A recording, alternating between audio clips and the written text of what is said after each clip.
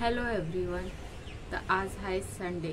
आज आहे चैत्री नवरात्रीचा 9वा दिवस, शेवटचा दिवस आणि आज आहे रामनवमी. तर तुम्हाला सर्वांना हॅपी रामनवमी. आणि आता ब्रेकफास्टमध्ये आज मी करणार आहे साबुदाण्याची खिचडी, ज्याची रेसिपी मी ऑलरेडी शेअर केली आहे माझ्या शॉर्ट्समध्ये. तर तिथे तुम्ही नक्की पहा. आणि त्याच्यानंतर पण अख्खा दिवस मी काय काय करणार आहे तर नक्कीच तुम्हाला दाखवेल. तर चला व्हिडिओची सुरुवात करूया.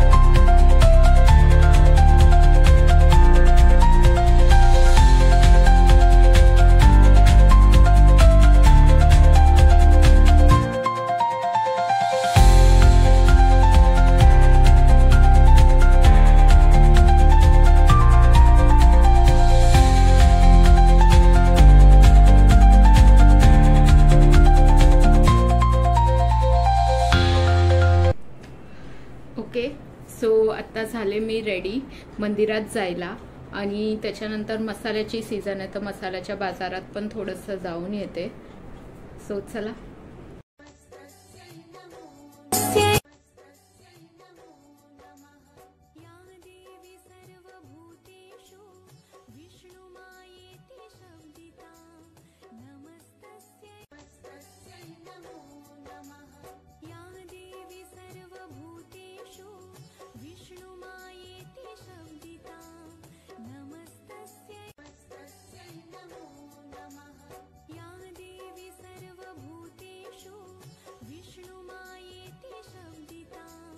नंतर मी बाजारात गेले मसाल्यांच्या, थोडेसे अख्ख्या मिरच्या घेतल्या आणि नंतर मी आले घरी.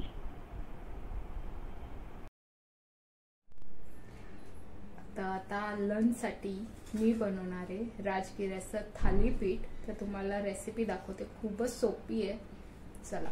हा बटाटा आहे, तो मी किसून घेतला आहे ह्याच्यावर. आणि आता त्याच्यामध्ये राजगिऱ्याचं पीठ टाकणार आहे.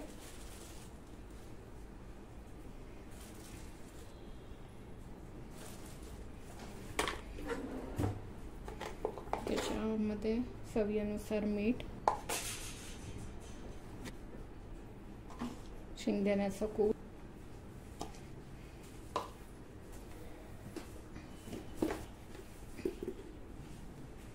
जराशी लाल मिरची पावडर. आणि ह्याला मी कोमट पाण्याने छानपैकी पीठ मळून घेणार आहे. आता हे सर्व जिन्नस मी पिठामध्ये छानपैकी एकत्र मिक्स करून घेतले आणि त्याच्यानंतर कोमट पाण्याने हे पीठ मळून घ्यायचे. थोडं थोडं पाणी घालून पीठ मळायचं आहे, का की आपल्याला गोळा आहे तो जरा घट्ट, म्हणजे पीठ जरा घट्ट बांधायचं आहे. म्हणजे पाणी थोडं थोडं घेऊन पीठ मळा. आणि व्हिडिओमध्ये दाखवलं आहे तितकं असा घट्ट आपण पीठ मळून घेतलं आहे. आणि त्याला आता मी झाकून ठेवते आणि साईडला ठेवते 10 मिनटासाठी. 10 मिनटानंतर पिठाचा गोळा घ्यायचा आहे आणि त्याला राजगिऱ्याचंच पीठ असतं ते लावायचं आहे.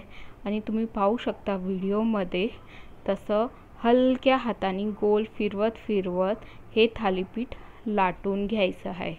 तुम्ही पाहू शकतात एकदमच हलक्या हाताने जे किनार असतं ते लाटून घ्यायचं आहे। आणि वाटलं तर थोडंसं परत राजगिऱ्याचं पीठ लावा तुम्ही, आणि पण फक्त इतकं की हलक्या हाताने तुम्ही हे छानपैकी लाटून घ्या, जसं व्हिडिओमध्ये मी दाखवलं आहे।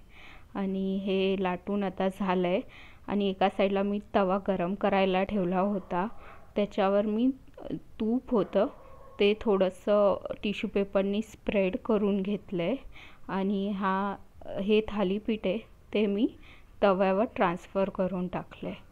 आणि त्याच्यानंतर हे जे थालीपीठ आहे ना, ते मीडियम टू हाय गॅस फ्लेमवरच शेकावं, नाहीतर हे कडक होईल म्हणजे। तर हे तुम्ही पाहताय की एकदा मी फ्लिप करून घेतलं। आणि त्याच्यानंतर हे जे थालीपीठ आहे ना, त्याला पूर्णपणे छानपैकी असंच शेकून घ्यायचं आहे तव्यावर।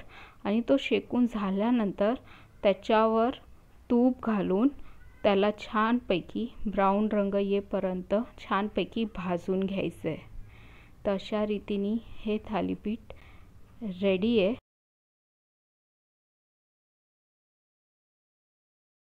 त्याच्यानंतर मी थोड्याशा साबुदाण्याच्या चकल्या तळून घेतल्या, आणि हे थालीपीठ दह्याबरोबर पण छान लागतं।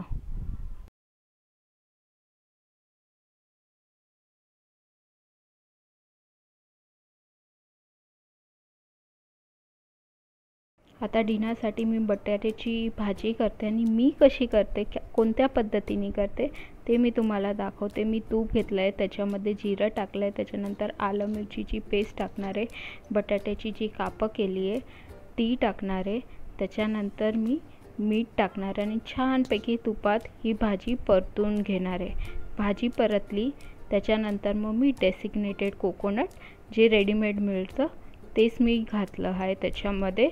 आणि त्याच्यानंतर भाजी पूर्णपणे आपण परतून घेतली छानपैकी, आणि जेव्हा आपण गॅस बंद करणार असतो तेव्हा मी शेंगदाण्याचं कूट टाकते, आणि भाजी एखाद मिनिट अशी परतून घेते, आणि त्याच्यानंतर गॅस बंद करून टाकते। तर मी अशा पद्धतीची ही भाजी बटाट्याची भाजी करते। आणि सकाळचा थालीपीठ उरलेलं होतं, तर त्याच्यासोबत खायला मग मी ही भाजी केली।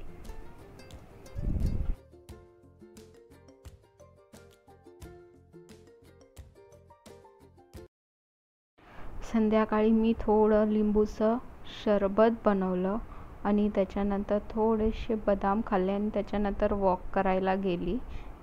आणि आता डिनर टाईम। तर आता मी डिनर करायला घेते।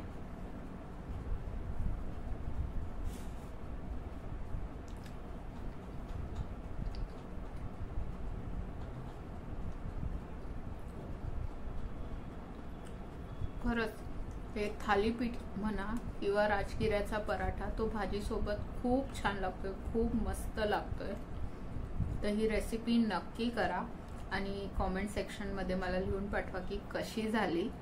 तर आता ह्या व्हिडिओची एंडिंग मी इथेच घेते। तर भेटूया नेक्स्ट व्हिडिओमध्ये। तो टिल देन बाय।